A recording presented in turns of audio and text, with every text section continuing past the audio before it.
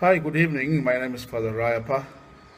Today I'm going to discuss about crucifixion and crucifixion of Jesus Christ. Uh, the article or the discussion I'm going to film in this segment is written by Cristian Violatti. Cristian is a freelance writer and editor of Ancient History Encyclopedia. He is currently studying archaeology in the University of Leicester and has a strong passion about our human past. This article appeared in the magazine on November the 20th, 2016. Crucifixion is arguably the cruelest form of execution. When we read ancient sources, it is hard to distinguish the practice of crucifixion from other similar punishments like impalement. The Romans learned it from their neighbors and used it especially in the provinces, mostly to discipline their subjects and discourage rebellions. Little did the Romans imagine that the crucifixion of a humble Jew, Jesus, in a lost corner of their territory, would give the crucifixion an enduring fame. I'm going to talk about 10 components in the process of crucifixion. The first, number 10, crucifixion in Persia.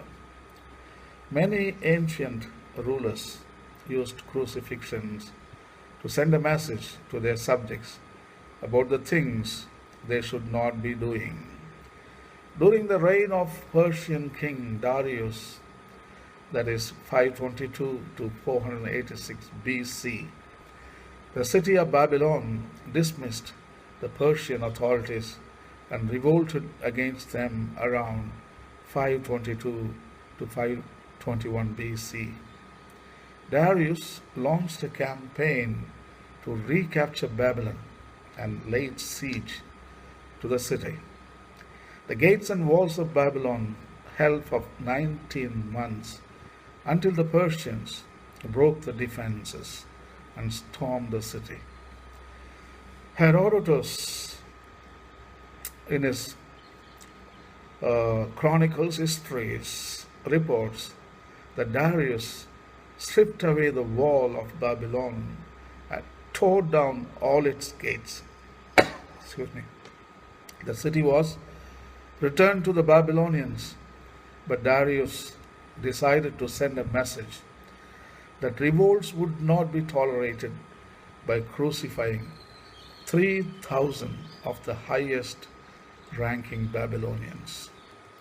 Number 9, crucifixion in Greece. In 332 BC, Alexander the Great captured the Phoenician city of Tyre, which was being used as a naval base by the Persians. This was accomplished after a long siege that lasted from January until July. After Alexander's army broke the defenses, the Tyrian army was defeated. Some ancient sources claim that 6,000 men were killed that day.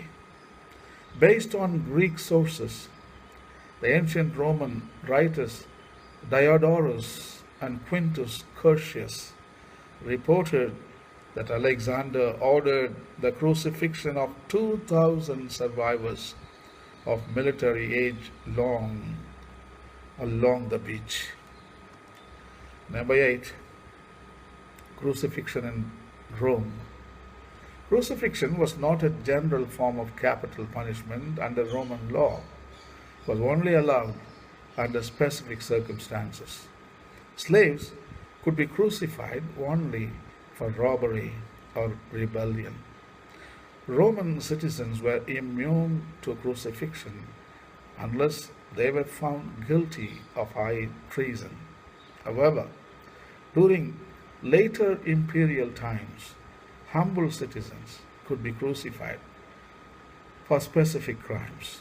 In the provinces, the Roman employed crucifixion to punish what they referred to as unruly people who were sentenced for robbery and other types of crimes. Number 7, Spartacus revolt. Spartacus, a Roman slave of Thracian origin, escaped from the gladiator training camp in Capua in 73 BC, took about 78 other slaves with him. Spartacus and his men exploited the pathological concentration of wealth and social injustices of Roman society by recruiting thousands of other slaves and destitute country folks. He eventually built an army that defied Roman military machine for 2 years. Roman general Crassus ended the revolt, which was the setting for one of the most famous cases of mass crucifixion in Roman history. Spartacus was killed, and his men were defeated.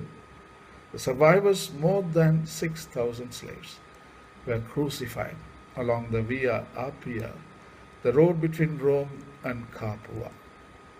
Number 6, crucifixion in the Jewish tradition.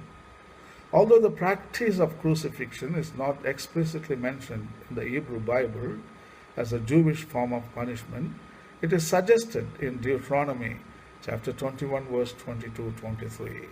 And if a man have committed a sin worthy of death, and he be to be put to death, and thou hang him on a tree, his body shall not remain all night upon the tree, but thou shalt in any wise bury him that day.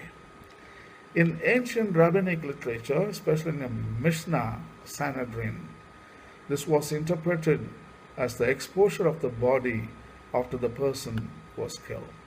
But this view contradicts what is written in the ancient temple scroll of Qumran, which says that an Israelite who commits high treason must be hanged so that he dies. Jewish history records a number of crucifixion victims. Perhaps the most notable is reported by the ancient Jewish writer Josephus Flavius in his Chronicles Antiquities. The king of Judea, Alexander Jannaeus, on a rule 126 to 76 BC, crucified 800 Jewish political enemies who were considered to have committed high treason. Number 5, the position of the nails. The idea that the nails pierce the victim's palms is the dominant image we get from painters and sculptors who have represented the crucifixion of Jesus. Today we know that nails through the palms are unable to support the body weight and likely to strip out between the fingers. Therefore, it is possible that the upper limbs of the victim were tied with ropes to the cross beam to provide additional support. There is, however, a simpler solution.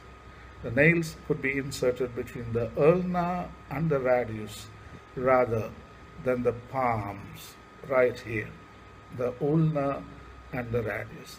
The bones and tendons of the wrist are strong enough to hold the weight of the body. The only problem with piercing the wrist is that it contradicts the description of Jesus' injuries in the Gospels. For example, in John 24:39, it is stated that Jesus had his hands pierced. Many scholars have tried to explain this contradiction with boring and predictable claims about errors in translation. The reality is that none of the authors of the Gospels had been direct witnesses of the events. The earliest of the Gospels, the Gospel of Mark, dates to 60 to 70 AD, about a generation after Jesus' crucifixion. So it is not reasonable to expect a high degree of accuracy in such details. Number four, Roman method. There was not a standard way of conducting a crucifixion. The general practice in the Roman world involved a first stage where the condemned was flagellated. Literary sources suggest that the condemned did not carry the whole cross. He only had to carry the cross beam to the place of crucifixion, where a stake fixed to the ground was used for multiple executions. This was both practical and cost effective. According to the ancient Jewish historian Josephus Flavius, wood was a scarce commodity in Jerusalem and its vicinity during the first century AD. The condemned was then stripped and attached to the cross beam with nails and cords. The beam was drawn by ropes until the feet were off the ground. Sometimes the feet were also tied or nailed. When the condemned was able to endure the torture for too long, the executioners could break his legs to accelerate death. The Gospel of John, chapter 19, verse 33-34 mentions that a Roman soldier pierced the side of Jesus while he was on the cross, a practice to ensure that the condemned was dead. Number three, causes of death. In some cases, the condemned could die during the flagellation or scourging stage, especially when bone parts or lead were added to the whips. If the crucifixion occurred on a hot day, the loss of fluid from sweating coupled with the loss of blood from the flagellation and injuries could lead to death from hypovolemic shock. If the execution occurred on a cold day, the condemned could die from hypothermia.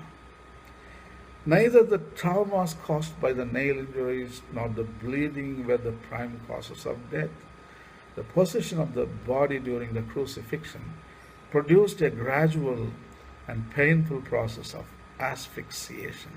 The diaphragm and intercostal muscles involved in the breathing process would become weak and exhausted. Given enough time, the victim was simply unable to breathe. Breaking the legs was a way to accelerate this process. Number two, forensic evidence. Analysis of the bones of the crucifixion victim published in the Israel Exploration Journal has revealed a form of crucifixion that is rarely displayed on paintings or mentioned in literary sources. In this case, the bone injuries showed that the nails penetrated the side of the heel bone. Rather than the traditional position of the legs that we see in many depictions of crucifixion victims, the study suggests that the victim's legs straddle the vertical shaft of the cross, one leg on either side, with the nails penetrating the heel bones. The study also explains why the remains of crucifixion victims are sometimes found with the nails. Apparently, the condemned man's family found it impossible to remove the nails, which were normally bent due to the hammering, without destroying the heel bone.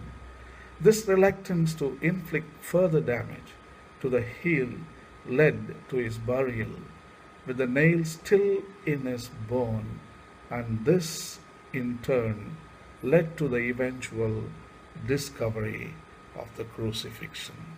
Number one, abolition by Emperor Constantine. Under the Romans, Christianity underwent a surprising transformation. It started as an offshoot of the Jewish religion, turned into an outlaw cult, became a tolerated religious expression, developed into a state-sponsored faith, and finally became the hegemonic religion of the late Roman Empire. The Roman Emperor Constantine the Great, who ruled 272 to 337 AD, proclaimed The Edict of Milan in AD 313, decreeing the tolerance of the Christian faith and granting Christians full legal rights. This crucial step helped Christianity become the official Roman state religion. After centuries of practicing crucifixion as a torture and execution method, Emperor Constantine abolished it in 337 AD, motivated by his veneration for Jesus Christ. The cross today rules the world. You see everywhere crosses. Nobody would have thought a symbol of shame has become a symbol of power and symbol of victory. Goodbye.